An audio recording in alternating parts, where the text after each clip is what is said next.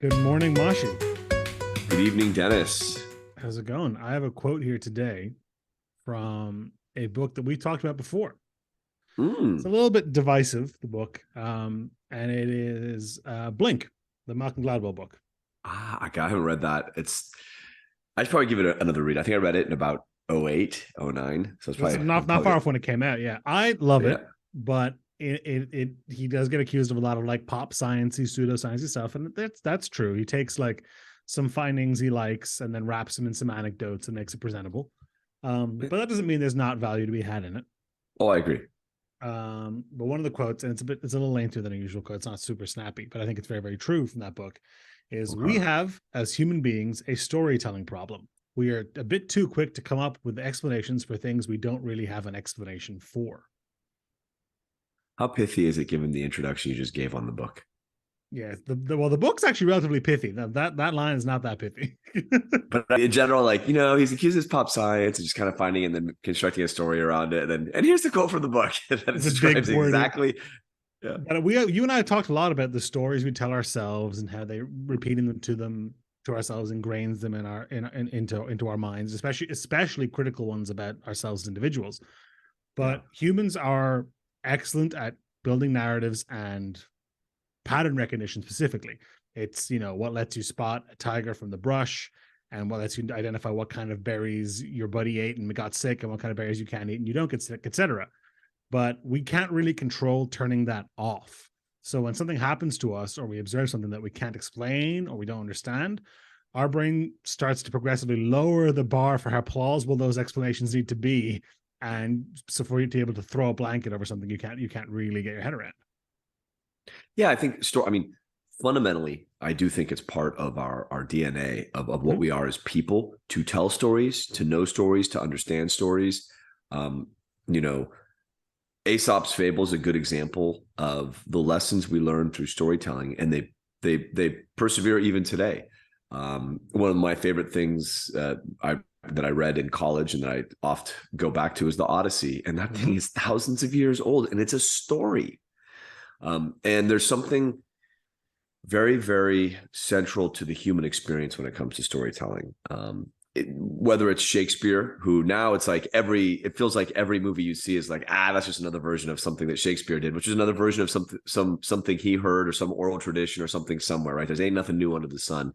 What's really, really important, or what speaks to me anyway with this quote, is where we see a completely different set of stories that have commonalities as well. And those are like very famous religious texts, the Bible, the Quran, the Torah. There are very similar stories, very, very similar explanations for, not one-to-one. Okay. And I'm not an expert on this area, but in terms of creation, in terms of the human experience, in terms of the lessons we should live our life by. Humans presented with something they can't grok or understand, try to in vain, and come up with, in many cases, very, very similar conclusions. How incredible is that we come up with similar conclusions, though? That's what really, really very much like blows my mind. And that's where I think it's like, you're telling a story, but really it's a mirror. You're holding up a mirror of the human experience. And these stories we tell, and I think where Gladwell's bringing up a point. I don't know that there's kind of like a negative value judgment on it. I would say a little bit like, For sure. how we're telling the story. But, we do need to tell ourselves these stories because I think, I don't know if we need to.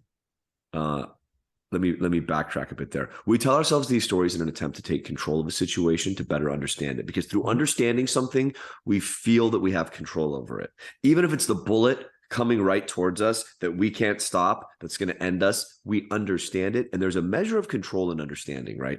Fear, the unknown, these are things that are massively uncontrollable to us. And that's why we're afraid of them. We don't have a story or a narrative to wrap ourselves in it, right? And that's where There's we also have a things cause like, and effect, right? You like if something happens to you or something you've observed something, you're trying to figure out, you're like, okay, this happened, why? And your brain, and this is true in your personal life, but also in a personal relationship, like somebody broke up with me, why? What happened? What did I do wrong? You start instantly racking, trying to find a cause for the effect that happened. And the same is true in business. You're like, okay, numbers are down this month. Why? There has to be something. There has to be something in this Excel sheet that tells this story. And the answers aren't always there. I think it's very, very rare that they're unknowable, but I think it's very often, more often than we admit, that they're unfindable, right? And we approximate something close enough and go, oh, that must have been it 100% for sure. Yeah, and when I mean you brought up two different examples, and the business one is you have a spreadsheet, you have all these data points, and very often when we talk about business, there's all this data that we have access to, particularly today. It's pretty staggering. And so I think, for marketing and for business purposes, we kind of adopt a herd mentality where we say, okay, which way is the herd going? And how do we anticipate that? And where do we move for it? And so often, as you know, and as most people listening to this know, it's not about enough data. It's about how do we interpret the data? What's the data really telling us? And we saw this, in American professional sports, and I don't know how much this has percolated to the EU or across the pond at all. Sabermetrics and the rise of, Moneyball changed completely how we look at the data points in sports specifically. It started with baseball, and now it's in football. It's everywhere, right? We look at all these metrics differently now. All the points of information, same information, we look at it all totally differently now, to much more effect, But when we talk about the personal one, and that, by the way, is an example of you're reading the same story, but getting a different lesson. Mm-hmm. That's the whole point of those data points are instrumental in telling you the story isn't just what you think it is. The narrative isn't the narrative. Like you used to have in baseball, what we call a 5-tool player. That doesn't mean anything. Now we have sabermetrics. Now we have all this other stuff about on-base percentage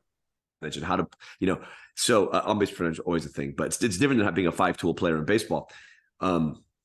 Personally, it's so different. And I will tell you why in one sentence. And this makes no sense. Personally, though, remember this. When you're constructing that story and making sense of everything happening around you, and this is the hardest part, and I'm not good at this, so I don't want to be like, hey, it's not personal. It's not personal. Well, we mentioned this all before. The things if you're struggling with a problem and you're trying to figure out what happened, what went wrong, or what you can do going forward, try to imagine a friend coming to you asking for advice on that problem. And and even that's difficult, right? But you can't approach any problems you have objectively. You should try to, I suppose, but you're carrying so much baggage in yourself. All of your own problems are viewed through your own lens, all the times you've been hurt before, the mistakes you've made. And it is very, very, very difficult to try to get a clear picture through all that stuff. So not only are you hanging a blanket over something that you might not necessarily have a good grasp on, it's a blanket you knitted based on a bunch of other things you hung blankets on in the past. And above and beyond all of that, and I think this is probably very, very healthy, because I think that we need this for our sanity. We so massively as people overestimate our importance in any given situation. Yes. We think we are the cause and the nexus of everything. Why did she leave? Why did he say that? What did I do that made her leave? What did I do that made him say that? What did I do that caused that situation? It's not personal. It wasn't you. I mean, sometimes it is. Don't get me wrong. Sure, fine. But even in a simpler example, if you get ketchup on your shirt, or you get toothpaste on it in the morning, whatever, before you leave, you don't notice until you're on the train. You're like, damn it, everybody in the office is going to look at me and be like, oh my God, that dude hasn't got stuff together. But then think about it, for even a second, how often do you look at somebody on a daily basis and go, coffee stain, idiot, they don't have it together at all? Yeah. The answer is basically never. And it's because nobody's paying attention to you nearly as much as you're paying attention to yourself. And it's that classic thing where people are like, oh yeah, man, I got some toothpaste on my, try to call it out early. And you're like, oh, okay. Yeah, cool. I guess. Didn't even see that. Yeah. I mean, and so I think we've all been there where it's like, oh crap, I did this. I'm gonna make a joke out of it. It's like nobody get knows. Ahead of the narrative. Like you're right. Let me take control of this one. Let me take control of this toothpaste narrative right now. But it is, and this is where I think Stoic philosophy, which I've been spending a lot more time with, this year specifically, is really important. Controlling yourself, it really is controlling so much of the world around you. Not because, when you control yourself, you control everything external to you. It's because you start to realize how much of that intrusive narrative and how you're piecing together everything in the world around you and the story you're telling. We always want to be the hero and the main character. And the truth is we are in our own story, but guess what? We're not as active a participant in the world around us as we think we are.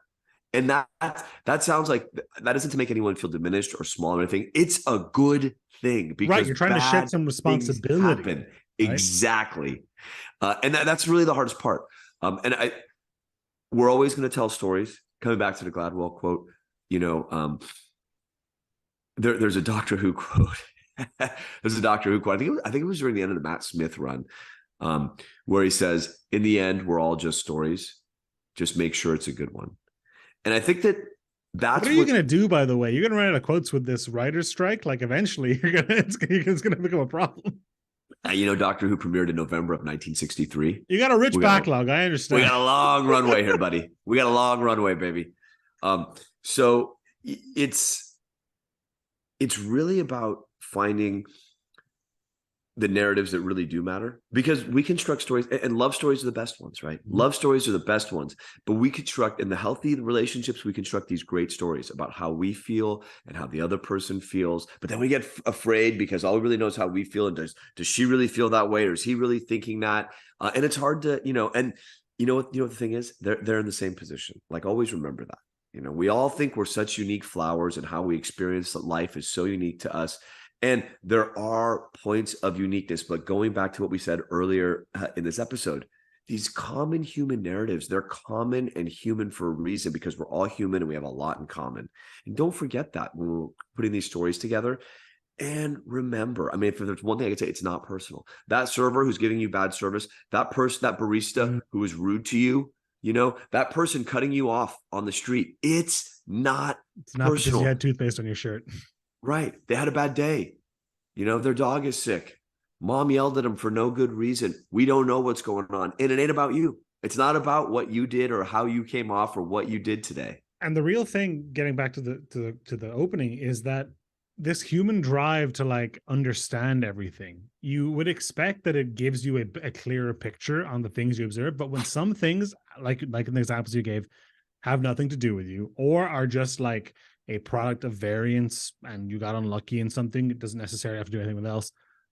Trying to understand it obfuscates it further. It does not make it clear. I think it is and it's difficult to do, to accept that some things are unknowable, some things aren't fair, and that's okay. That's the way things are. And we're very, very quick to try and pick away and explain the negative ones and assume the positive ones. Just okay. Well, I had a good run coming. I was owed that one, or you know what, I do deserve that. I am pretty smart. I am pretty good at my job. I did do this thing well.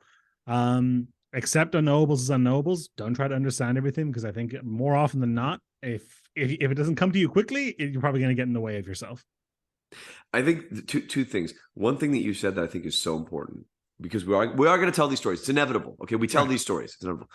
Life isn't fair, and that doesn't say life is unfair. It's just that life isn't fair. And one of the ways we try to balance ourselves out when we're telling these stories and these narratives in our mind is we try to make things fair. We try to make sense of it in a fair way, because that's kind of like there's this again humanistic pull towards fairness. We want things to be fair. We want things to balance. We want things to be good. That's not how the universe works, right? That's part one. And then, part two is, because we're telling these stories, you can tell yourself a better story. It can be a better narrative. Someone can just have had a bad day. And maybe instead of taking it personally, maybe instead of being aggressive or short or curt because of the way you're being treated, you just answer it with kindness. Kindness it has always been and continues to be the greatest cheat code to life. Be nice, be kind, smile. Someone's being rude to you. Someone's having a bad day. That barista cuts you off. Just smile. It's okay. Throw a tip in the tip jar, and let it just percolate that way. Let that be the narrative. Let that be the story. And that's how that really is how I think, oh man, they must be having a bad day. Mm-hmm. Throw a tip in the tip jar. Maybe this will turn things around.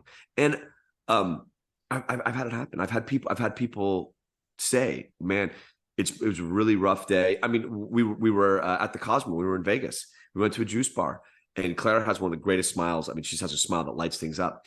And the lady at the juice bar was like, "Are you guys ready?" And she looks up. She has a huge smile. Not yet. And we were looking at the menu. We go to order, and this lady just starts throwing all this. We're just talking to her a bit. She starts just throwing all this free stuff at us. She goes, "I was having such a bad day. You guys have two of the best smiles I've seen, and I know the day is going to turn around." And I mean, like, that's an extreme example. I get it, but it can happen. Go do that. Go be the other side. If you want to tell yourself a story, really be the good guy. Go out there and be the hero. Change someone's day. Smile. Make it a happy narrative. And I think that's the power of this narrative storytelling in our minds is we do control the story.